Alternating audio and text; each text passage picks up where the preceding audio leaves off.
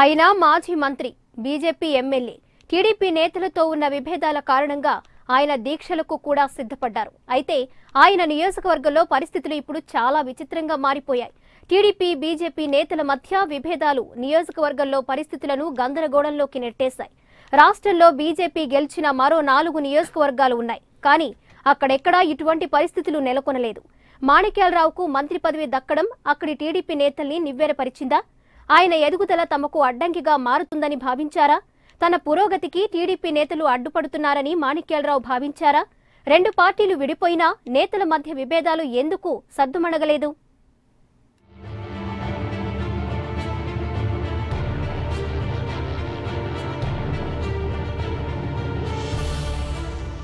తాడేపల్లిగూడెం నియోజకవర్గంలో విచిత్ర పరిస్థితి.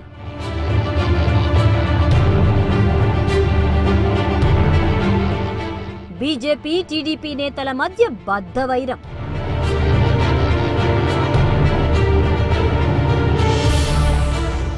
మాణిక్యాలరావు వర్సెస్ టీడీపీ నేతలు.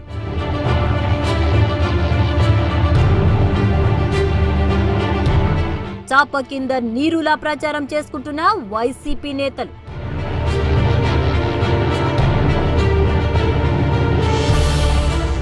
పశ్చిమ గోదావరి జిల్లాలోని తాడేపల్లిగూడెం వాణిజ్యపరంగా అత్యంత కీలకమైన నియోజకవర్గం. అయితే ఇక్కడ రాజకీయంగా చాలా విచిత్రమైన పరిస్థితులు నెలకొన్నాయి. 2014 ఎన్నికల్లో పొత్తుల్లో భాగంగా ఈ సీటును బీజేపీకి కేటాయించింది టీడీపీ.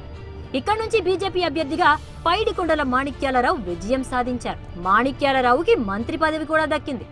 సరిగ్గా అప్పటి నుంచి జిల్లాలో రాజకీయాలు మారిపోయాయి. తాడేపల్లిగూడెం నియోజకవర్గంలో మాణిక్యాలరావు బలపడితే తమకు ఇబ్బందేనన్న భావన టీడీపీ వర్గాల్లో బలపడిపోయిందని బీజేపీ వర్గాలు ఆరోపిస్తున్నాయి.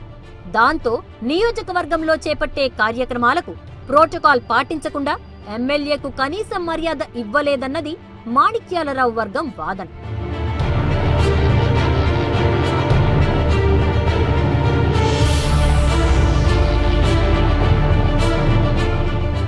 టీడీపీ నేతలు మొదటి నుంచి మాణిక్యాలరావు వర్గాన్ని పూర్తిగా పక్కన పెట్టేయడంతో టీడీపీ, బీజేపీల మధ్య ఆధిపత్య పోరు మొదలైంది.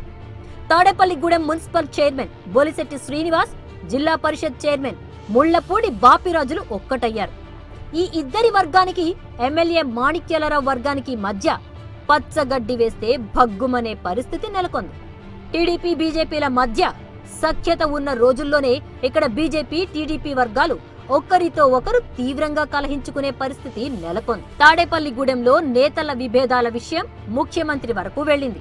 ఆయన సర్ది చెప్పే ప్రయత్నం చేశారు. అయినా ఏ వర్గము వెనక్కి తగ్గలేదు. దీంతో విభేదాలు అంతకంతకు పెరుగుతూ వచ్చాయి. కొన్ని సందర్భాల్లో మంత్రి, టీడీపీ నేతలు బహిరంగంగానే వాగ్వివాదానికి దిగారు. నువ్వెంత అంటే నువ్వెంత అనే స్థాయికి పరిస్థితి దిగజారింది.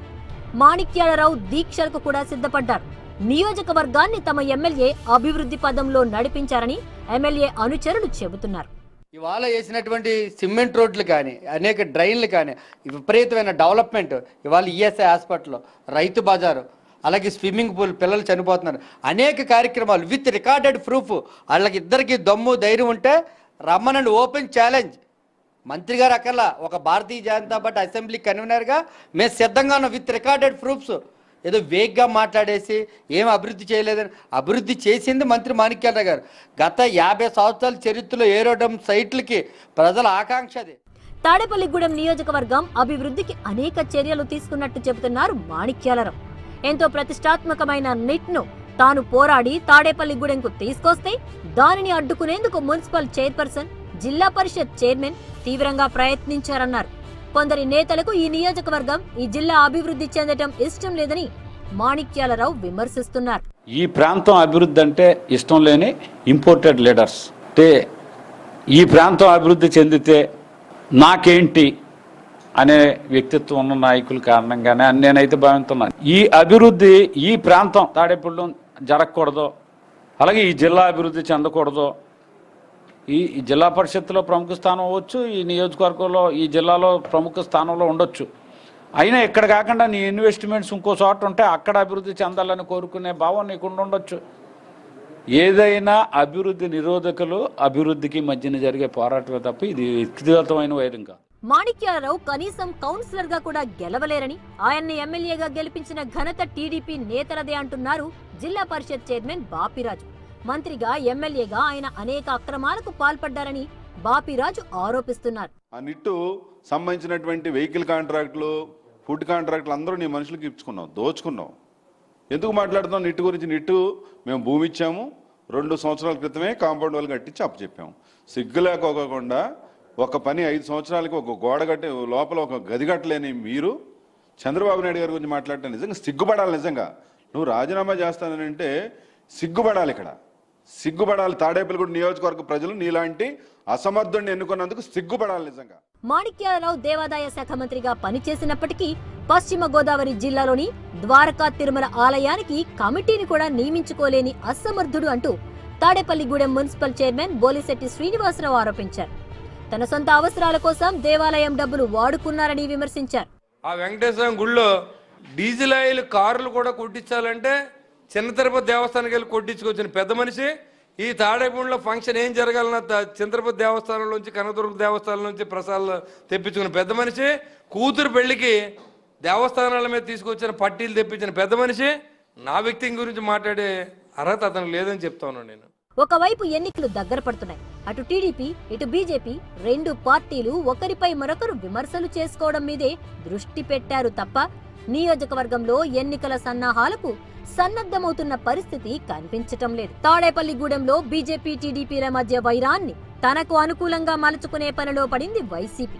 తాడేపల్లిగూడెం వైసీపీ ఇన్ఛార్జ్ పొట్టు సత్యనారాయణ గతంలో ఎమ్మెల్యేగా పనిచేశారు. గత అనుభవాన్ని ఉపయోగించుకుని ఆయన నియోజకవర్గంలో పార్టీ బలోపేతానికి కార్యక్రమాలు చేపట్టారు. ఎన్నికలు దగ్గర పడే కొద్దీ నియోజకవర్గంలో పరిస్థితులు ఎలా మారుతాయో వేచి చూడాల్సిందే.